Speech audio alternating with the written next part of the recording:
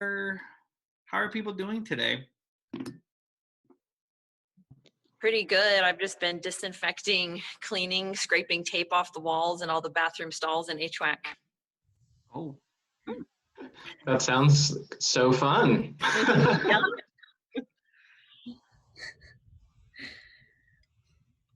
how We're about We're doing pretty good. We're just bumping along down here in the basement.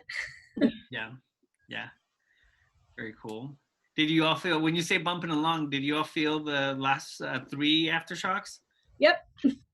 Especially in the basement, in shock. It was a little, it's a little unsettling. Yeah. We were just at a SALT meeting, and then like Derek and I looked at each other like, yep, that's the 3rd one. We're like, nah. Yep. Like, was there one just in the last like hour or? Yeah. Yeah? Oh, I didn't feel that. Yeah. Jody, you felt it? Yep. Where do you live? Sorry. In Sandy. Oh, okay. And I'm sitting in my son's bedroom because I have 3 children and all of them are on consecutive Zoom calls for school, plus my spouse. So we're all like having to find alternative. So you see there's pirate wallpaper in the background. Oh, that's so much fun. We get to hang out with the bikes today. That's where I'm at, is the storage room. My mom, she's up there, and then my bills. They're all in that pile. I don't want to see them right now. So, well, we are recording this, so we are going to go ahead and wait. No, we forgot. How are the people doing today? We forgot. Bridger and Carrie, how are y'all doing? I'm doing pretty well. I spent a portion of the morning sort of looking for sources of hope that I could maybe share in this meeting, and it was kind of a hopeful experience for myself. Oh, good. I'm excited to hear what those are. I'm doing well. I did not feel the aftershocks, but Ashley yelled from the other room. She's like, "What are you doing in there?" I was like, "I just moved my chair," and she's like, "You shut the whole house."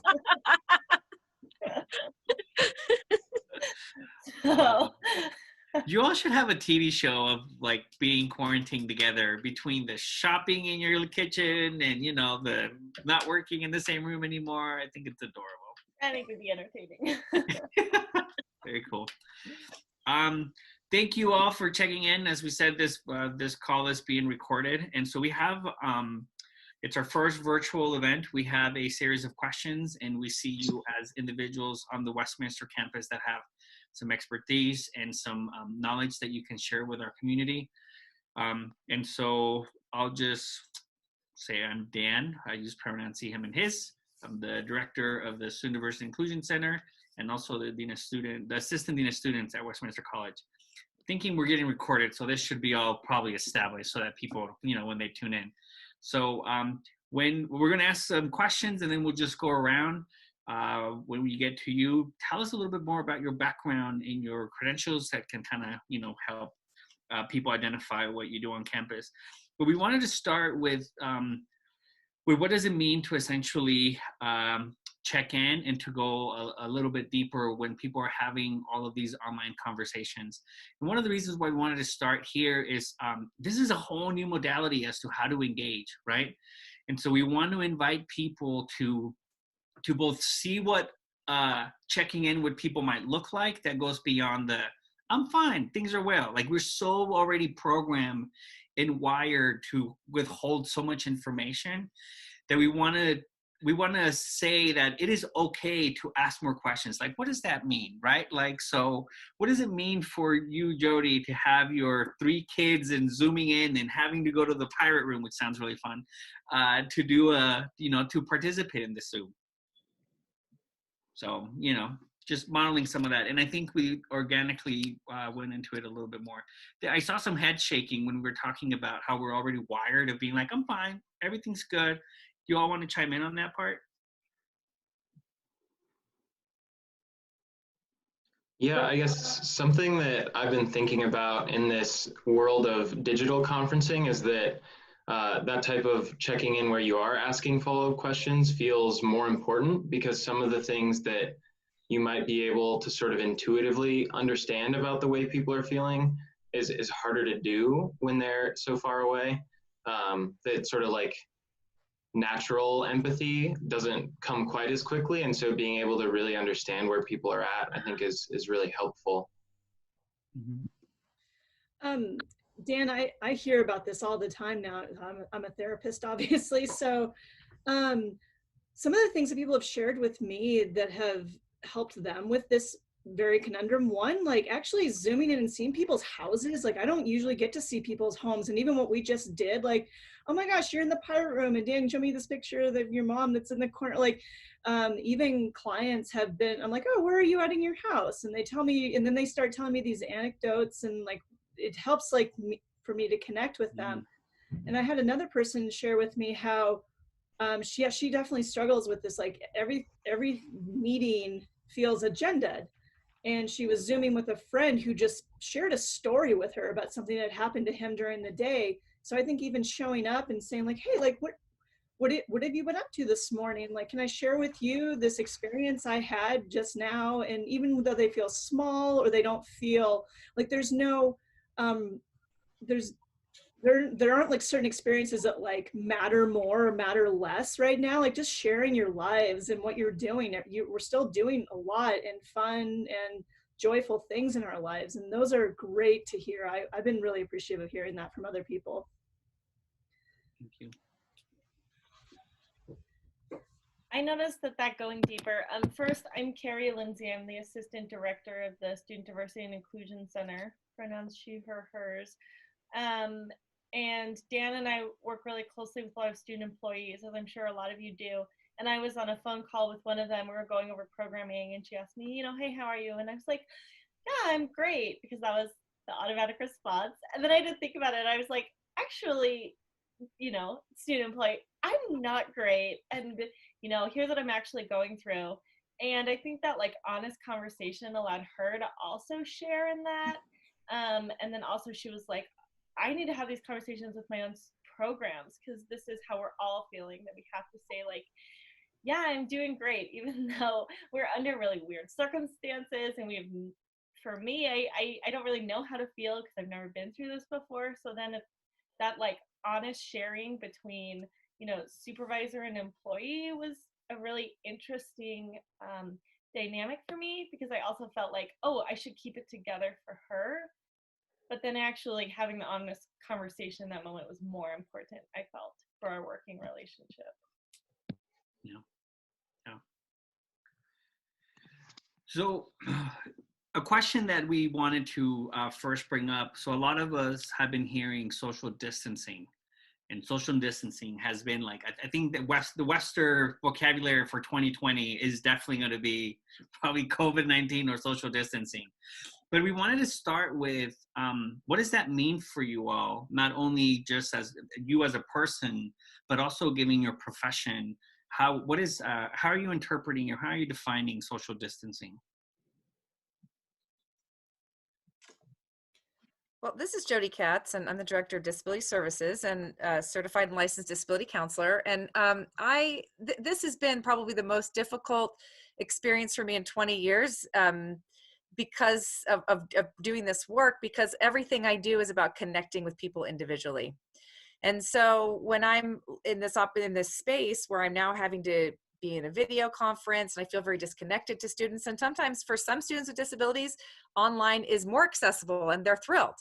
For some of our other students with low vision and other disabilities and hearing loss, this is actually extremely difficult for them. So I'm kind of in this space now where I felt very disconnected, and I felt like my purpose is gone. And like, I can't help as much as I normally would help, and I can't do as much as I would normally do. So that's been a couple of days, and actually over a week of feeling that way since I've been home with my children being home from school. So it's been challenging. How do you work through that? Well, right now I've been opening up my schedule for video chats as much as possible. I had 3 yesterday with students, which I left like just feeling so much better after that. And then I'm just continuing. I've opened up a text line for my students as well. They can text me directly, which has, I think, helped them to also feel more connected. Wow, thank you. I can chime in. I sort of forgot to introduce myself. I'm Bridger Layton, the manager in the Environmental Center. And I also have spent some time in my life leading trips in the outdoors, which I think will become relevant later. But I think social distancing for me has been difficult to wrap my head around because I still feel healthy. And so I don't feel like a risk to other people, but I know that just by virtue of traveling throughout, even the city, that I am posing a risk. And so I've been working really hard to sort of reframe mentally something that feels very abstract, and make it feel like, by staying home and limiting trips to the store and sort of doing my piece, that it's actually almost like an act of care, that it's like me doing my part to help everyone else who's not me. And that provides more motivation than just sort of thinking about, oh, well, I want to go do this thing and I feel healthy.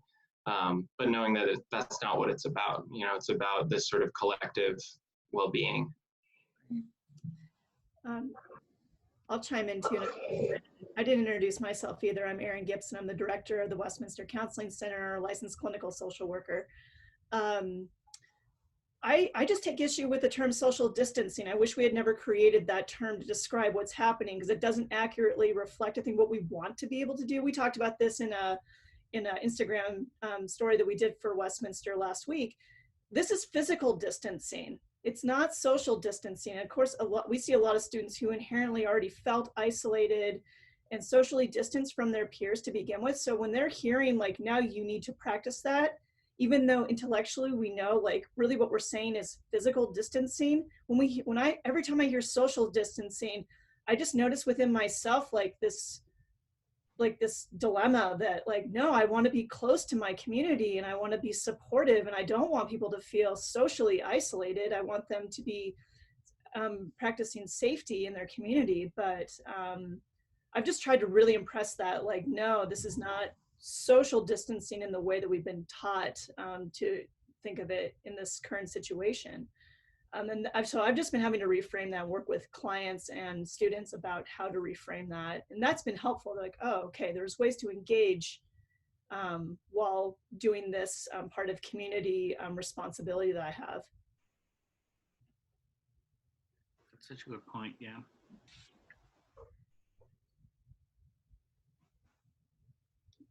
Laura, do you mind if I pick on you? How does in your world, how does social or physical distancing, how is that interpreted or defined, or what challenges is it presenting for you?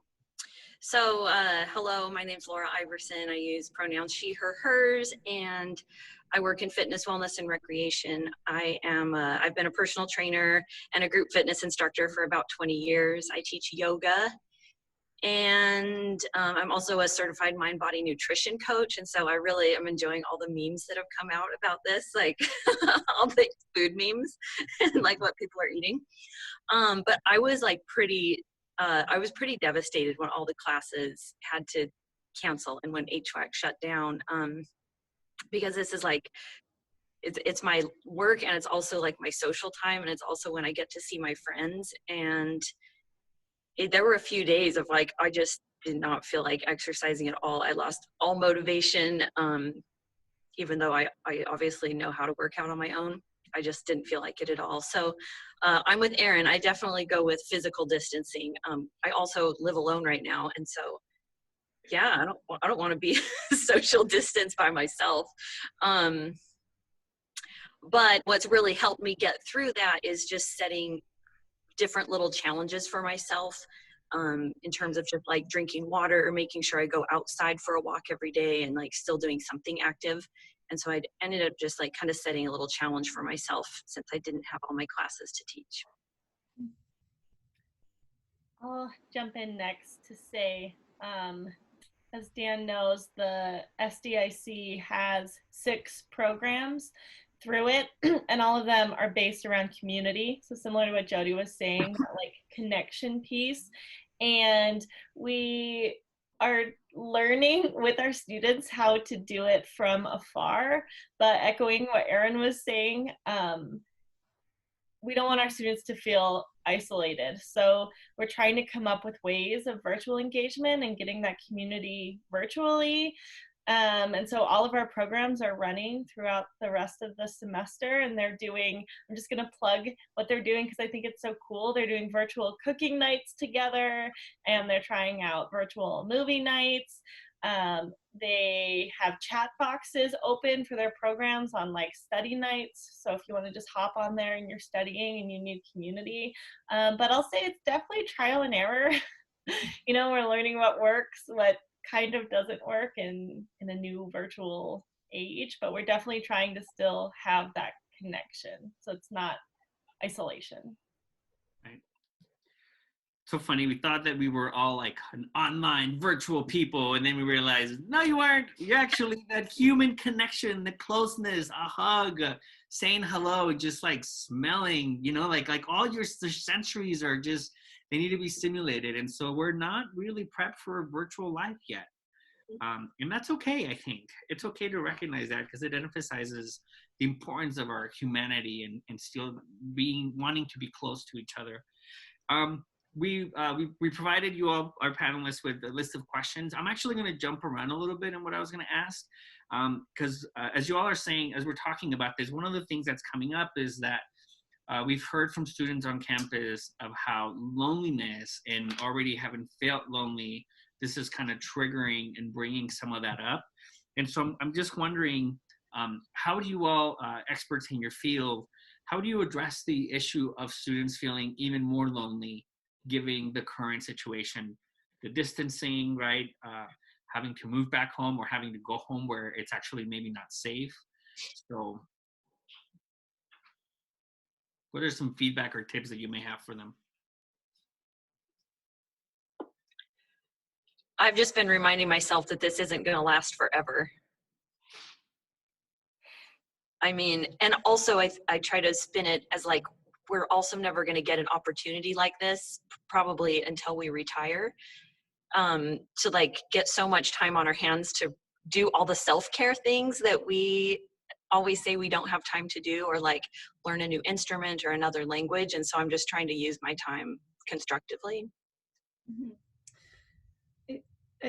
The conversations at the counseling center that we've been having with our clients, and what I keep hearing from people as well, is kind of discerning the difference between being alone and loneliness. Like, not everybody who is like physically alone like feels loneliness. Something that the feedback I hear from a lot of people is it's like that lack of choice. Like, I didn't choose to be alone, and so I feel lonely. Like, choosing to be alone, definitely, again, it just feels like another piece of control. So what have really been, two things we've been really reframing for people is, one, like, how do you get creative about the ways that you connect? And so I think like just the outreach that we're all doing, we call it like socially pinging. Like, I'm gonna ping you and just say, hi, how are you? And even that is like, been a gesture I've seen from students, just saying like, hey, I see you and I'm here. And even though we can't do what it is we normally do, just that gesture alone I think really does help, is an antidote for loneliness. And so I've been encouraging students, like, ping your friends. I thought of you, I was doing this thing, it doesn't have to be a big wild gesture. Really small things really help people just feel like, oh, someone thought of me, thank God, I haven't been forgotten. And so the more we can do that with each other and our students, I see that as being pretty helpful. So I've kind of seen the flip side of this. So this is interesting because I have a lot of students that work with me that sometimes require a lot of modification of attendance, or their disability flares. And so attendance can be really difficult. And so this time for many of those students has actually been something of a reprieve. And it's actually kind of, from an accessibility standpoint for them, like, great, I can actually take an asynchronous class that I don't have to show up for if I'm having a flare of my disability related condition. So in some ways, and some of these students, like Erin mentioned earlier, like some of the students that I work with, they've felt isolation and loneliness for many, many years or for a lifetime. And so for them, they're kind of like reflecting and saying, well, welcome to my world, people. Exactly. This is my life. This is my story. And so I've kind of heard some students say to me like, wow, cool. You know how they've always told me my classes can never go online? Look, they can, right? Like this sense of kind of like, told you so, like things can be more accessible. So I've heard some of that. Right. So we all, sorry, I was, that's those 2 points of the pinging people and then like, we actually can't do this online has been so real lately. Or when they couldn't work from home on, you know, like it's all those things. So it's exposing new ways of being, which I think it's going to be valuable as we move forward, right? We're learning new lessons. And so I'm hoping that those will be good things that we can go back to.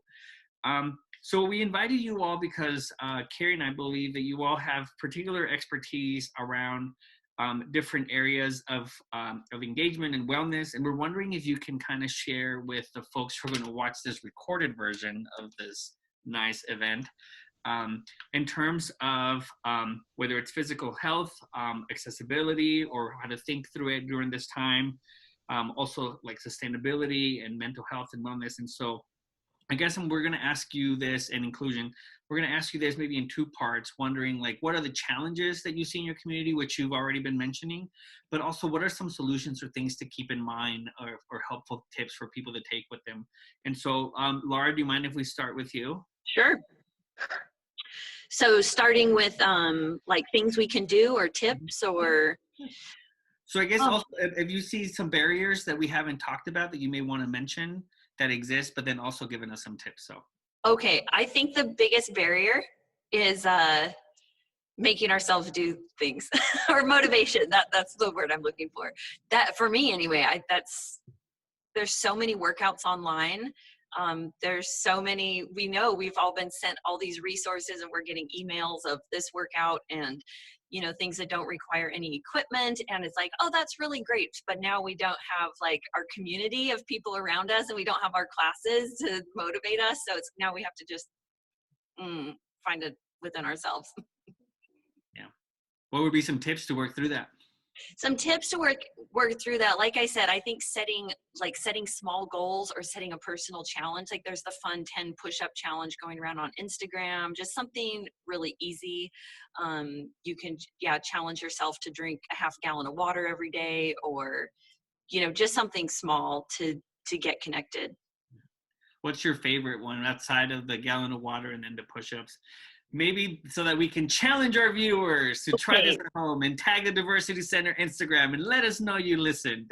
Okay, so my favorite that I've been doing is I've been doing a 45-minute walk outside every day. And the outside piece has been really important because otherwise, like I said, I live alone. I think I would probably just stay inside all the time. Right. And when I went to the park, it's really actually encouraging to go to the park because you see people out there, they're exercising and they're walking and they're running and they're doing all these fun things. And it's like, oh, okay, there's still some stuff going on out there. Yeah. Hey, if you listen to Laura and you go out for a walk and take a video and tag us on your Instagram, our handle is Westminster Diversity. I don't know why I'm just starting to think like this is a talk show and we have all this mass audience out there that are watching us and they're really excited. So just so you know, you're all famous. This is the first panel. We're going to get the ratings up. Thank you, Laura. Jody, how about you? Yeah, so kind of as I was just discussing further, you know, it's interesting when we think about the disability community. It's an interesting group of people because within the disability community, there are separate groups that are very cohesive. For example, I have a child that's deaf, right? And the deaf community is very, very tight, the American Sign Language deaf community, right? But then the disability community in regards to other parts of the disability community feel really disjointed at this time, right? So when we're thinking about accessibility and online capabilities, there are so many amazing opportunities. So Zoom, unfortunately, does not have live captioning. You do have to use a third-party vendor or type it yourself. But Microsoft Teams has live streaming captioning that's very close to almost perfect. And when we're looking at other frameworks that we're utilizing within Microsoft, lots of accessibility checkers, lots of built-in things as you're going through and working with students. my recommendation for students in particular is to express your needs. So if you find that the online framework is difficult for you, you can absolutely reach out to me at any time to discuss changing your accommodations. Maybe you now want to apply for accommodations for the first time for your disability because the online framework is inaccessible for you. So it's an important time for students, but the majority of students that I'm working with are excited to continue their progress. If they have a note taker, their note taker is continuing to take notes online and then submit those to our office. So there's lots of really exciting things happening, different software and things like that. So I'm available for students anytime. I think now my biggest concern for students with accessibility concerns would be that if there are synchronous classes, that people are mindful of someone experiencing internet connectivity issues or disability related issues, that they wouldn't be able to attend that synchronous meeting or class. And that could be a very big barrier to that student. Yeah. You've mentioned that they can get a hold of you. How can students contact you? Yeah, so I can be reached really easily if they just want to reach out to me at jkatz@westminstercollege.edu. And then I also am available. I have provided students with a number where they can text me. And I don't know if that'd be helpful for us just to kind of like add that at the end or provide it somewhere where I could just send it and they can text or call me that way. Okay, thank you. And that's Katz with the K, right? Yep, K-A-T-Z, not like cat meow. K-A-T-Z. Perfect. Thank you. Bridger, what's going on in in the environmental world? What can we learn right now? Yeah, I think that a few things. The first, I think, is sort of relating back to some of the things that Laura said, and that's the fact that social distancing doesn't mean that you have to stay in one room, in one chair, in your house all day, that you can still go outside, and that I think it's really important to. And I also think that there's a little bit of a unique opportunity to connect with our local environments in ways that we maybe wouldn't otherwise. Because I think about that we often are going from point A to point B, and getting to point B is the priority. But when home is work and home is school, all of a sudden you have this opportunity to go on a walk just for the sake of going on a walk. And I think that that changes the way you experience it. And so I think that all of a sudden you might notice how cool your neighbor's garden is, or you might find a new back alley that you didn't know existed, or you might, really start to appreciate the intricate design on your, on the front porch of some other neighbor. There are these little things that we can start to observe when we don't have a goal of just getting somewhere. And so I would encourage people to go outside and to do that. And then also I want to remind people that springtime is still a hopeful time, right? There are still flowers out there that you can go, take a photo of and share with someone who is, distancing elsewhere. And so I still find hope in springtime. And just a shout out to the organic garden on campus. We just planted a whole bunch of things that, some of which have already started to sprout. And so like a few of you have mentioned, there will be another side, right? We will get to the other side of coronavirus. And when we do, there's going to be a thriving garden on campus. And so I think that's a hopeful thing. And then I read an article recently that was written by an astronaut, and he had spent basically a year living in outer space. And one of the main components of his advice for people about how to isolate and sort of maintain your well-being was to go outside, because he couldn't and he wanted to really badly. He talked about, experimenting with growing things like flowers in outer space, and that this experiment of growing flowers became way more important to him than he ever would have anticipated, just because he really began to crave that ability to, see something as simple as a blade of grass. And so I thought that was kind of a cool perspective.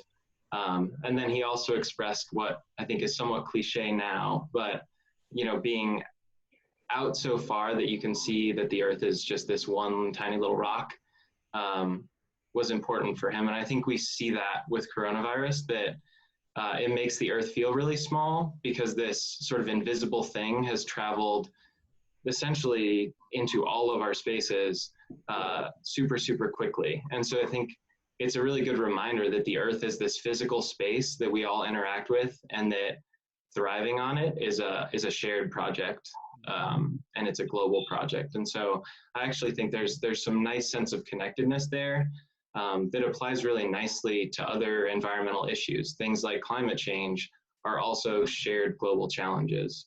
And so I have high hopes that we're going to learn things from this shared experience that then help us tackle others. I also think that just from purely an environmental perspective, that there essentially every environmental organization out there right now is building plans to continue to do their work online. And so if you're someone who really takes solace in the community of, sort of working toward a better world in some way or another, those communities still exist. And so I think making the effort to tap into those things is really wonderful. And in some cases, they're more accessible than they were before. There are experts that are giving talks on things that may have been hard to get a seat in, but that are being streamed free to the whole world. And so I think there's some exciting opportunities that are coming about. Yeah. Thanks, Bridger. I am going to ask you one question. Earlier when we started, you said, it is so hard not to touch my face. And the more that I say, don't touch your face, the more that I want to scratch something. So I'm like trying with the pen, with the cover quote. But Bridger, when we started, you said that you were looking at some resources that you were also helpful for yourself. I'm wondering what that journey was like. What did you discover about you? Yeah, that's a great question. Well, I think that we can rewind just a couple days, and I gave KARI Lindsay a call actually, and I was like, hey, I'm planning to be on this panel, but I feel like I'm just doing my best like everyone else. I was like, I don't know if I feel prepared to tell others where to find hope if I'm sort of working through that myself. And so I think that then it was nice to sit down and turn on the search engine with the search terms shifted from like coronavirus death rate to like, what can we learn from coronavirus? Or, what are people doing to build community? And then I started diving into some, environmental organizations, places like 350.org, which is a really cool organization that's retained its sort of grassroots nature, but is pretty massive at this point. And seeing that they had pretty instantly responded with lots of resources about how do we continue to organize online? How do we learn from this? How do we build community? And then I think that I also found it really hopeful that to some degree, what the environmental movement is all about is building resilient communities. And that's absolutely relevant right now. And so I guess I'm just excited by what might come from this as far as, what we learn about ourselves and how we build community and how we exist as sort of, on this one shared planet. Thank you. ERIN, how about you? Are there any barriers or challenges that we haven't talked about and some tips to work through them? The barriers we've already talked about. We are social beings, and mental health, one of the central things is being socially connected. That's what we express to people. Like, if you're connected to yourself and your community, you tend to feel more joyful, more hopeful. You're able to keep things in perspective. Really, the thing that I've been pushing, and you all have mentioned this, it's just not been labeled as such, is really encouraging people to practice mindfulness. Like, we're given this opportunity to slow down, put things in perspective, and really enjoy what we're doing. We are usually conditioned just to do things on autopilot.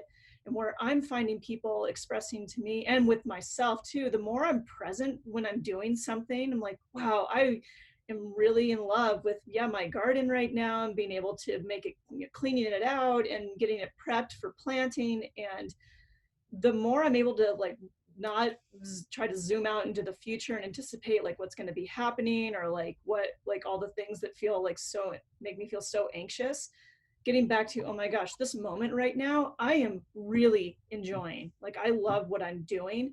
So whether you're going for a walk and noticing noticing things, like literally to be mindful is just to be aware of your current surroundings and just like observing them in a non-judgmental manner. That's literally it. So we all can do this. This is something we take with us everywhere, but it takes the intention to actually slow down and be like, wow, I do notice the sky. I do notice the ground. I can smell like the recent like snowfall like in the air.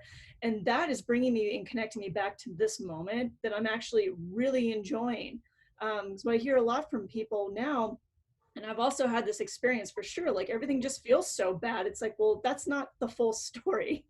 There are some things that feel good and pleasant. And I think in order to build resiliency, is to notice things that are pleasant or neutral, and just really fattening those moments as well as much as possible. And we do that really intentionally by slowing down and not being worried about like what we're doing, but focusing more on like, how am I doing this? How am I arriving at this thing that I'm doing? If I'm going to bake a loaf of bread, like, am I smelling the yeast? Am I like feeling the dough in my fingers, which is such a delicious sensation. I'll tell you all, if you don't bake bread, it is so lovely. I'm enjoying it immensely.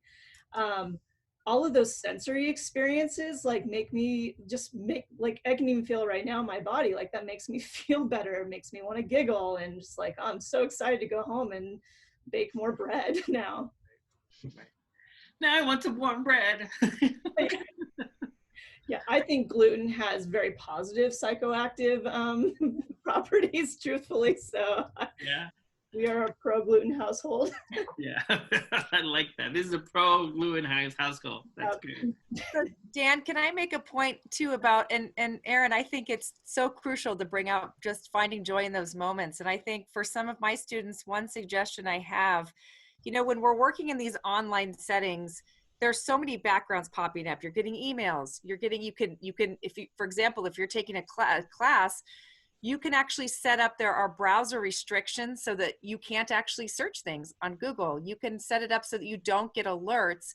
So for our students that could be easily distracted and have maybe some difficulty with focusing in the moment or kind of being able to shut some of that down, there are ways in which to web blockers and web content blockers so you can focus on one piece at a time. And I really recommend those for people to utilize.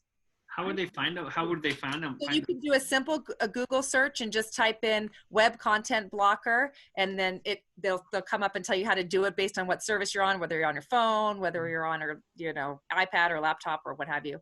Okay, that's a great suggestion. Yeah. KARI, anything we haven't talked about? Anything in terms of inclusion, community connectedness? Totally. And actually, I think that this connects to the previous question as well about loneliness, because I think for some of our students coming to our programs, they're looking for a community that they have not found before, that maybe they have not found at home or did not find in high school, or so returning back to that space, they might face a loss of connection, a loss of community. Or for some of our students, they want community with people, around who are also at Westminster, and so then when they go home, they might lose that sense of community. And so the two things that I was thinking about that I'm also trying to practice is first, I would recommend try to connect to your community, however you define that, your people, at least once a day.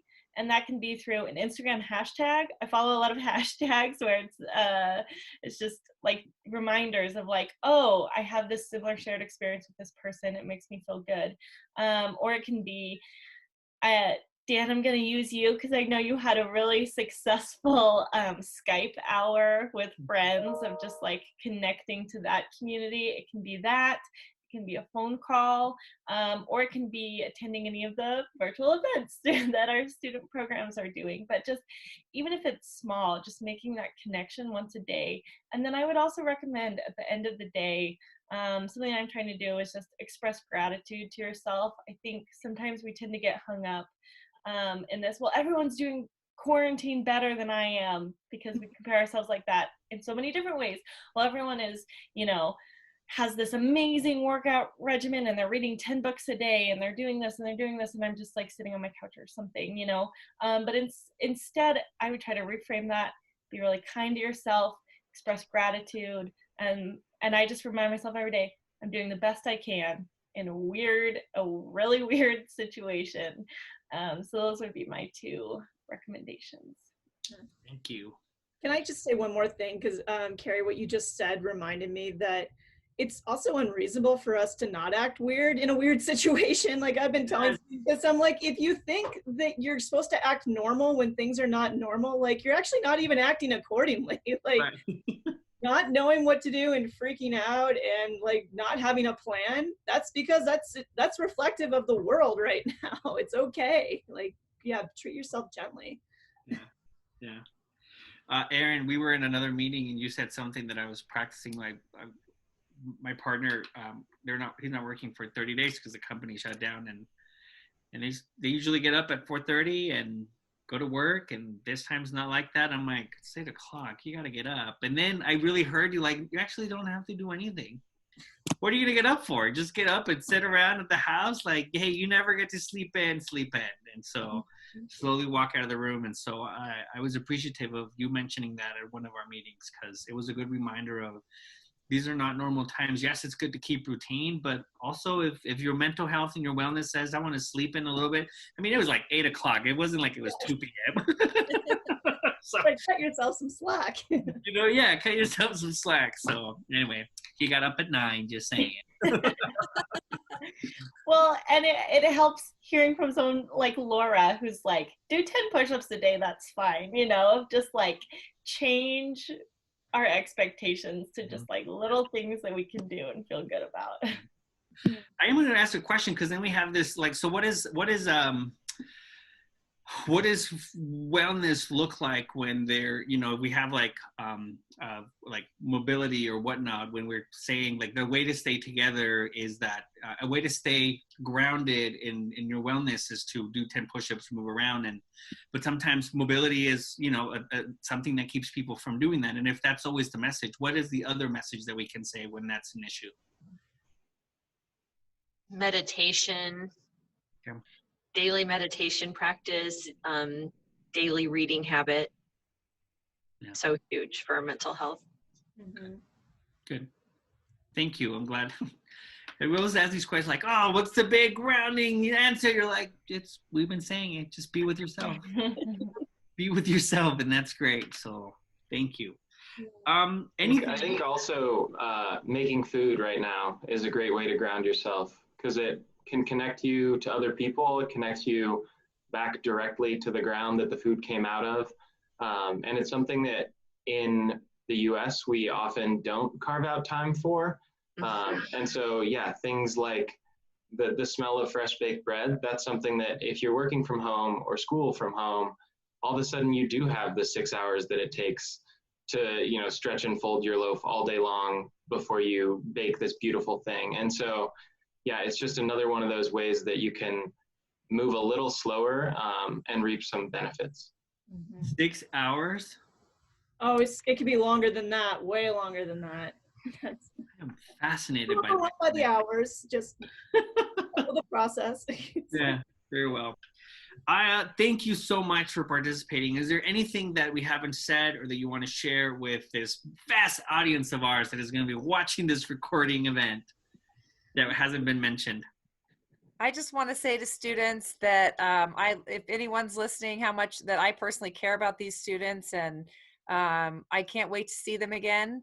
And how much I think for those of us that are in this work, we miss our students, and how important they are, and that I just hope that they're able to find some time to take care of themselves and do the best that they can do right now. And I'm working on their behalf to talk to professors and say, let's reframe how we're thinking about classes right now. It doesn't have to mean your online means that you're going to push them as hard as you can push them, right? Like, let's look at how we can really support students during this transition. Fine. Such a good tip. Yeah, important point. I have there's a book that I would recommend to folks called Hope in the Dark. And it's written by Rebecca Solnit, and she released it initially in the early 2000s and then re-released it in 2016. And the very first sort of page in the first chapter is called Looking into Darkness. And if it's okay, I'm going to read just a quick excerpt. It says, on January 18th, 1915, 6 months into the First World War, as all Europe was convulsed by killing and dying, Virginia Woolf wrote in her journal, "The future is dark, which is, on the whole, the best thing the future can be, I think. Dark," she seems to say, as in inscrutable, not as in terrible. We often mistake one for the other, or we transform the future's unknowability into something certain, the fulfillment of our dread, the place beyond which there is no way forward. But again and again, far stranger things happen than the end of the world. And then she goes on to give a whole book full of examples of places where we could have easily sort of receded back into dread, and instead people pushed along and either learned from what was happening or made an active change. And so I think that there's a lot of uncertainty right now, but that there can actually be hope in uncertainty. And so I've sort of been tying my own thoughts back to that piece of like, what could come out of this that could make the world look different in a way that is helpful and happy. Thank you for that. Yeah. Bridger, I echo that, what you're saying. And I mean, as a therapist, like, we don't try to sell that everything's going to be fine.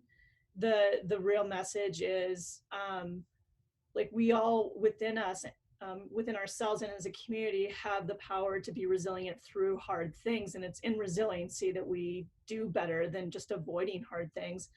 One of my favorite memes that's gone out around this that highly resonates for me is that discomfort you're feeling is really grief.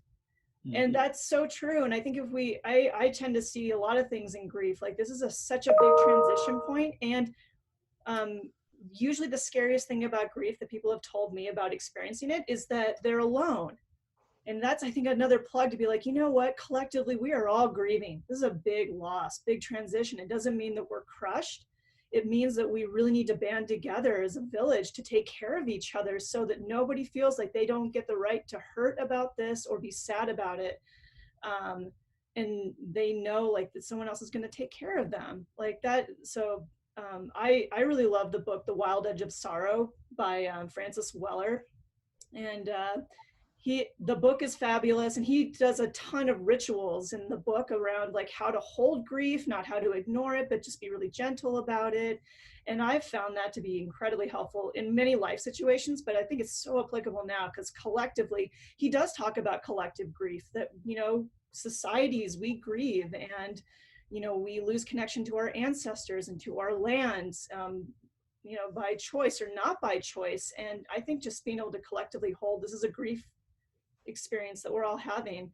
I definitely am grieving the loss that I don't get to be with students either. Campus feels weird without students. Every time I walk by the Dumpke field and it's empty, I'm just like, I miss everybody playing on the field. So I also care deeply for all of you as students, and am here 100%, but really look forward to being able to see you face to face. Yeah, thank you. Dan, you said something earlier that I want to echo, that some of our students are going through, on top of these hard circumstances, even harder circumstances. They either feel physically unsafe, emotionally unsafe, they're worried about their jobs, they have to go in, they don't feel safe at work, etc. And I would just say, I hope that they feel that they can reach out to any of us, or that they know that there are resources available through the college for them. And I think Dean of Students Office is a really great resource. Dan, we can include how to contact Dean of Students below, but if you're worried about food security, there are resources for you. If you're worried about your mental health, there are resources for you, right? There are resources for student employees. So yeah, that's what I want to say. That's a good point. Thank you all. I feel recharged, and so I want to thank you all for this. I appreciate you as colleagues, as humans in this world of us that we're existing together. So thank you for taking the time and for all you do for our community, our students, our staff, and so that's really important. With this, we hope that folks who are listening to this recorded version will follow up with these great individuals. take up that Instagram challenge and make some bread and take some pictures and contact Jody if you need support, and ask Brazier about that book, and you all can read it together. So I know that Carrie and I will be here. So thank you all for taking the time to be with us, and we'll be seeing you all later. Thank you all. Take care, everybody. Thanks. Ciao. Thanks, Dan. Bye.